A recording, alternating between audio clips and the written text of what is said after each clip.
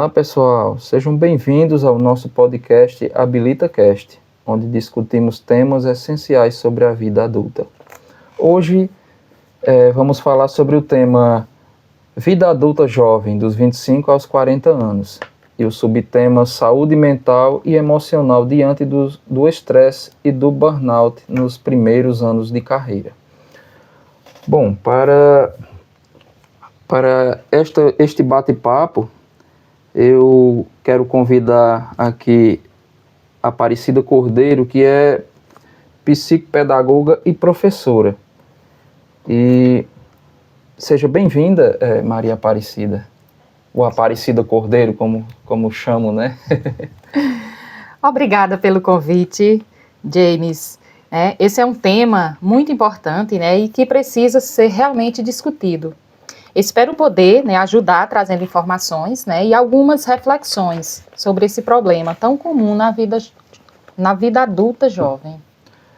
Bom, para começar, muitas pessoas confundem burnout com cansaço ou estresse comum.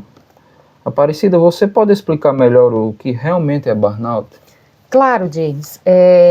O burnout é uma síndrome, de esgotamento físico e emocional causado pelo excesso de trabalho, estresse prolongado, Ele vai além do simples cansaço do dia a dia, A pessoa sente uma exaustão constante, perde o prazer no trabalho, e pode ter sintomas físicos, como dores de cabeça, insônia e até problemas gastrointestinais. É muito ruim. Muito bem, então entendido. E quais são os sinais mais comuns do burnout? Como alguém pode perceber que está chegando a esse estado? Bom, os sinais mais comuns, eles incluem fadiga extrema, dificuldade de concentração, a pessoa já começa a perceber que está com uma dificuldade, de concentração, uma certa irritabilidade, a insônia, o sono já vai perdendo, o valor, a insônia, uma sensação de vazio, como se nada do que você fizesse fosse suficiente. Além disso, a pessoa pode desenvolver sintomas físicos, como eu já falei, dores de cabeça, musculares, palpitações e problemas também digestivos. Certo. É um problema bem sério, hein? Sim. Sabemos que os primeiros anos de carreira são desafiadores. Por que essa fase, Aparecida, da vida é tão propícia ao burnout? James, nessa fase, os jovens adultos, eles enfrentam muita pressão, para se estabelecer no mercado, se estabelecer profissionalmente. Então, existe a necessidade de provar competência, lidar com jornadas longas, cobranças, produtividade, muitas vezes a instabilidade financeira. Isso. E, além disso, há a expectativa social, de sucesso rápido. O que aumenta o nível de estresse. Muita cobrança, muitas vezes muita cobrança que as pessoas fazem de si neste momento, nesse início de carreira. Isso, realmente é desafiador.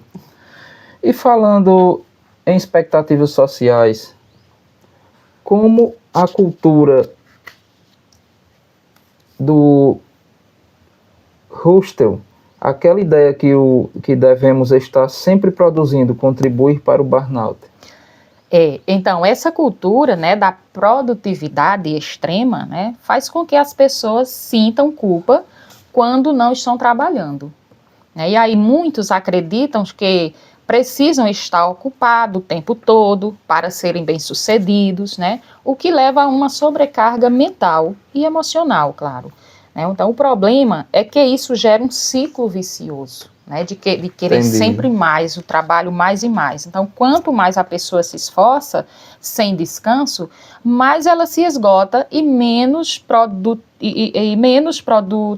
produz menos. Como ela começa a se esgotar, começa a produzir menos. Entendi. Diminui aquela capacidade de exercer funções que antes exercia com mais destreza, né? E essa produtividade que ele busca tão grande, acaba, quando os sintomas iniciam, acaba ficando menos. Entendi. Então, se alguém perceber que está entrando nesse estado de esgotamento, O que pode fazer para evitar que o burnout se agrave? Olha, James, o primeiro passo, né, é reconhecer os sinais e respeitar os próprios limites, né?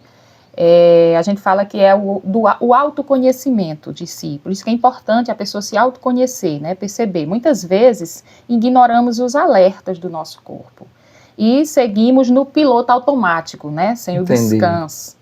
Outra coisa essencial é criar uma rotina equilibrada, incluindo momentos de descanso, de lazer, né, além de buscar apoio também emocional, ou seja, com amigos, familiares, né, momentos descontraídos, né. Muito importante E também um profissional de saúde mental, muito importante. Com então, certeza. esses sinais, perceber que está acontecendo algo diferente consigo e perceber, então, já procurar sair dessa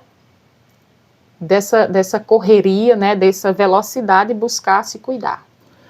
Pronto, entrando já nessa área aí, falando em equilíbrio, hábitos saudáveis como boa alimentação, sono adequado e exercícios físicos podem realmente ajudar? Sim, muito, né? Falando em equilíbrio, sem dúvida, né? Uma alimentação equilibrada, né? Um sono de qualidade, atividades físicas, né? E são essenciais, né? E aí as pessoas buscam aquelas atividades físicas que eles gostem, né? Porque também tem que ser aquela atividade prazerosa para a pessoa. Então tudo isso é fundamental para regular os hormônios do estresse, né? Como o cortisol. E além disso, praticar meditação, né? Pode ser uma excelente ferramenta para reduzir a ansiedade e aumentar a resiliência emocional. Entendido, muito bem. E quando é o momento de buscar ajuda profissional?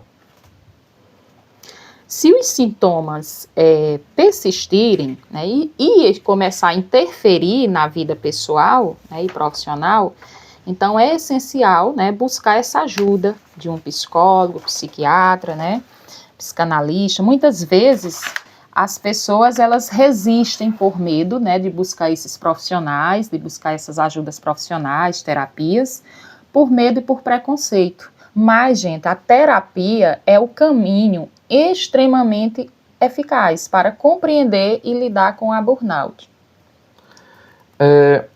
Aparecida, você já viveu ou conhece alguém que passou por burnout?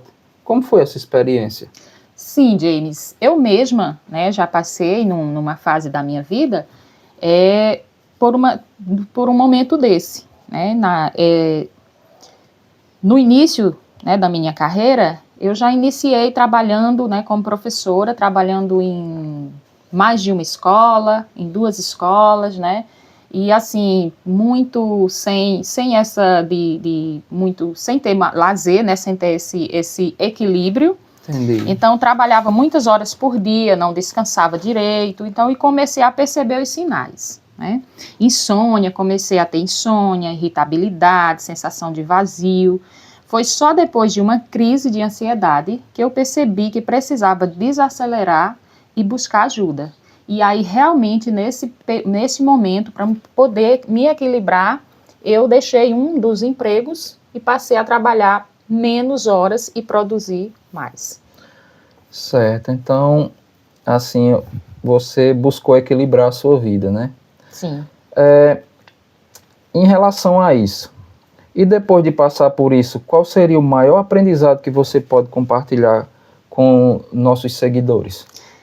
Então, é que o maior aprendizado, né, que fica é que a nossa saúde mental, ela precisa ser prioridade, né? Nenhum trabalho vale nossa sanidade. É importante trabalharmos, é importante sim produzirmos, óbvio, né, faz parte da nossa vida, mas precisamos aprender, né, a dizer não, a definir limites, lembrar que somos mais do que nossa produtividade e equilibrar essa vida, né, essa vida de trabalho, essa vida de lazer, essa vida. O equilíbrio, James, é necessário o equilíbrio. Nós não podemos ir além dos nossos limites. Bom, ótima reflexão.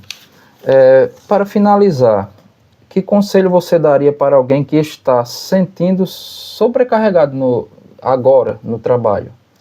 Se você está se sentindo esgotado, lembre-se, você não está sozinho e não precisa enfrentar isso sozinho. Então, busque apoio, desacelere, cuide de si, né? Seu bem-estar é o mais importante do que qualquer prazo ou meta.